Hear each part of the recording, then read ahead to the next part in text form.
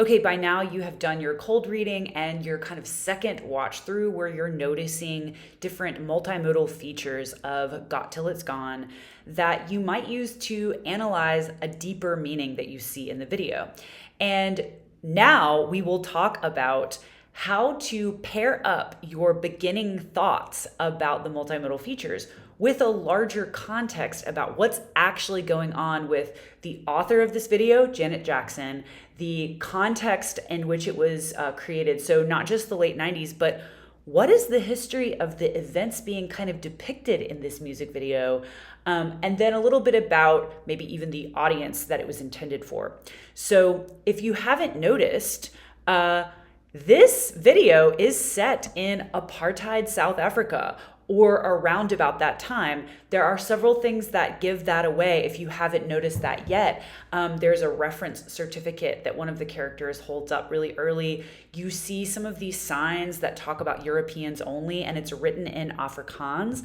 And so if you weren't aware of the history of apartheid in South Africa, it is their version of basically racial segregation. It has its own sort of very difficult history.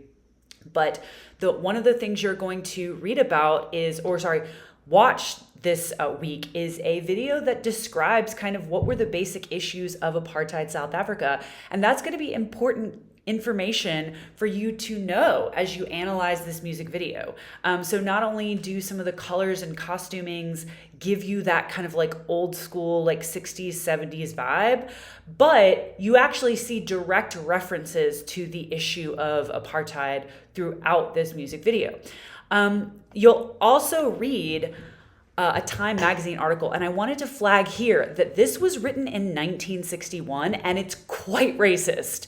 It's not a pleasant thing to read, but it discusses the fact that there was a ban on selling liquor to Native Africans in South Africa during the apartheid.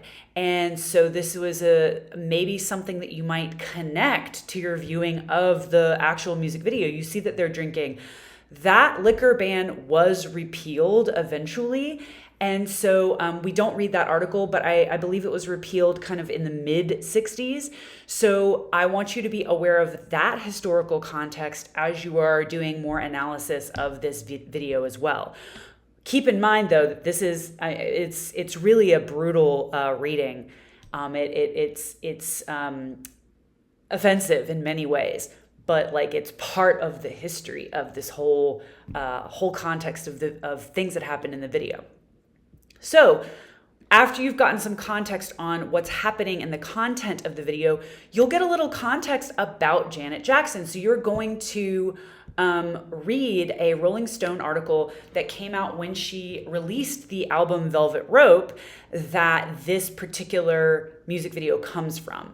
And so what about her own journey, her own experience of being like in the Jackson family, which is quite a wild family to be a part of, to have been a sort of a child part of like this machine of the industry since she was very young, part of that very famous family.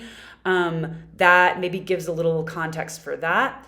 But then also I want you to know that I don't know if you know how incredibly popular Janet Jackson was before 2004. So you might think of her as just kind of like an old celebrity, like the sister of Michael Jackson.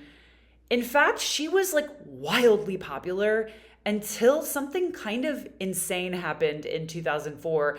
And so I'm going to do a quick little history lesson. So she performed at the Super Bowl halftime in 2004 with Justin Timberlake.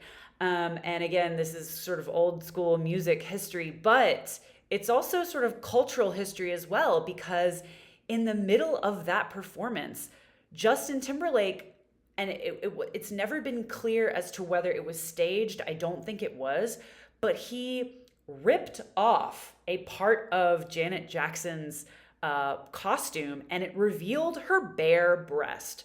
So this was a huge controversy. And Janet Jackson was blackballed essentially from the industry. She was really on top of the pop scene, and she was quite relevant. Uh, she was in the Super Bowl headlining it. And then this kind of moral thing came down upon her in the same way that women often get canceled a lot more and get punished a lot more than men do. Justin Timberlake escaped this one unscathed. And so that's neither here nor there. But I just wanted to give you that context that, like, even though we're looking at something made in the late 90s, I want you to understand that she was incredibly popular at this time, a lot more maybe than you would have known. And so you'll read a little bit about her. She talks about the way she put a lot of herself into this. So maybe some of her own self-analysis might be something that you can hook up with the content of this video. And finally, you want to make sure you have a little bit of context for who the intended audience is. So, of course, the intended audience is going to be 1997 R&B fans, but I bring up the issue of the Super Bowl because I wanted you to realized that her audience was not just a narrow slice of R&B fans. It was much larger. She was a pop star. So keep that in mind as you do your analysis. So good luck with your analytic work as you continue on with Project 2.